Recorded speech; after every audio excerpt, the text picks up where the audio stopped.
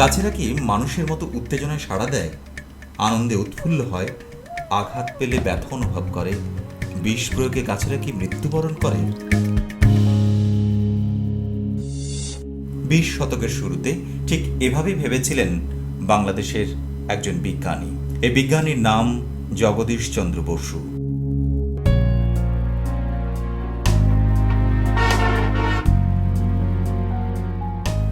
জগদীশ চন্দ্র বসুর জন্ম 1858 সালের 30শে নভেম্বর বাংলাদেশের ময়মনসিংহ শহরে।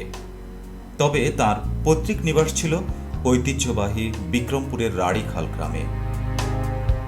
জগদীশ বসুর বাবা ভগবান চন্দ্র বসু এবং মা বামা সুন্দরী দেবী। ভগবান চন্দ্র বসু ছিলেন রাড়ীখালের এক সম্ভ্রান্ত হিন্দু পরিবারের সন্তান। প্রথম জীবনে তিনি চাকরি নেন ময়মনসিংহের একটি ইংলিশ মিডিয়াম স্কুলের প্রধান শিক্ষক হিসেবে। পরে তিনি যোগ দেন ব্রিটিশ সরকারের ডেপুটি ম্যাজিস্ট্রেট হিসেবে। ব্রিটিশ সরকারের অধীনে চাকরি করলেও ভগবান চন্দ্র বসু ছিলেন সম্পূর্ণ ভিন্ন রকমের মানুষ।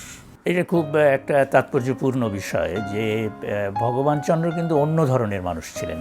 ওই যে যারা কর্মচারী, রাজকর্মচারী এবং ব্রিটিশের সহযোগী, উনি ওই ধরনের মানুষ ছিলেন না। আমরা তার জীবনীর দিকে যে তাকাই সংক্ষিপ্তভাবে, দেখব যে তিনি সকল সময়ই একটা দেশপ্রেমিক অবস্থানে ছিলেন। অর্থাৎ যেমন দেখা যায় যে যখন এখানে প্রথম কল এলো, কাপড়ের কল, তখন তিনি সেখানে বিনিয়োগ করলেন। তিনি আসামে চায়ের বাগান করলেন, স্বদেশি চায়ের বাগান।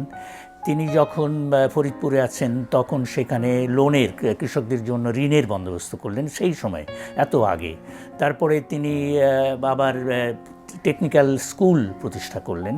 এই যে সমস্ত কাজগুলো করছেন, এই উদ্যোগগুলো নিচ্ছেন, এর মধ্যে তিনি যে অন্য রকমের মানুষ সেইটা প্রমাণ হচ্ছে। ডেপুটি ম্যাজিস্ট্রেট হিসেবে ভগবান চন্দ্র বসু যোগ দেন ফরিদপুরে। বাবার চাকরির সুবাদে ফরিদপুরে শুরু হয় জগদীশ চন্দ্র বসুর বাল্যজীবন।